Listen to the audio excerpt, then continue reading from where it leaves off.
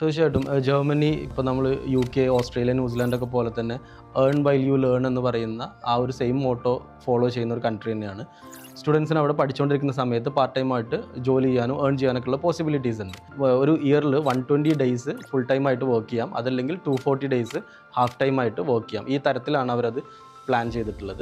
ബാക്കിയുള്ള കൺട്രികളെ അപേക്ഷിച്ച് നോക്കുമ്പോൾ കമ്പാരേറ്റീവ്ലി ബെറ്റർ ചാൻസസ് ഉണ്ട്. അതും ഒരു റീസൺ ആണ് ജർമ്മനി കൂടുതൽ കുട്ടികൾ പ്രിഫർ ചെയ്യാനായിട്ട്. അവിടെ കോഴ്സ് കഴിഞ്ഞാൽ അവർക്ക് സ്റ്റേ ബാക്കിന് അപ്ലൈ ചെയ്യാൻ പറ്റും. സ്റ്റേ ബാക്ക് കഴിഞ്ഞാൽ അവർക്ക് ബ്ലൂ കാർഡിലേക്ക് മൂവ് ചെയ്യാനുള്ള ഓപ്ഷൻ ഉണ്ട്. അതുപോലെ ജോബ് സീക്കർ വിസയിലേക്ക് മൂവ് ചെയ്യാനുള്ള ഓപ്ഷൻ ഉണ്ട്. അത്തരത്തിൽ അവർക്ക് അവിടെ നല്ലൊരു ജോബ് അവർക്ക് ഫൈൻഡ് ഔട്ട് ചെയ്യാൻ പറ്റിക്കഴിഞ്ഞാൽ അവരുടെ PR ഒന്നുകൂടെ ഈസിയാണ്. അപ്പോൾ സ്റ്റുഡൻസിൻ്റെ അടുത്ത് നമുക്കുള്ളൊരു അഡ്വൈസ് എന്ന് പറഞ്ഞാൽ ഏതൊരു കൺട്രി ചൂസ് ചെയ്യുമ്പോൾ, എസ്പെഷ്യലി ജർമ്മനിയൊക്കെ നമ്മൾ ചൂസ് ചെയ്യുന്ന സമയത്ത് അവിടുത്തെ ഷോർട്ടേജ് ഒക്യുപ്പേഷൻ ലിസ്റ്റ് നമ്മൾ എല്ലാ സമയത്തും റെഫർ ചെയ്തിട്ട് അവിടെ ഹൈ ഡിമാൻഡുള്ള കോഴ്സസ് നമ്മൾ ചൂസ് ചെയ്യുക. അപ്പോൾ ഏതൊരു കൺട്രി നോക്കുന്നത്, നമ്മളൊരു കൺട്രി നമുക്കൊരു പെർമനൻറ്റ് റെസിഡൻഷിപ്പ് തരുന്നു അല്ലെങ്കിൽ സിറ്റിസൺഷിപ്പ് തരുന്നു എന്ന് പറഞ്ഞാൽ നമ്മളെ കൊണ്ട്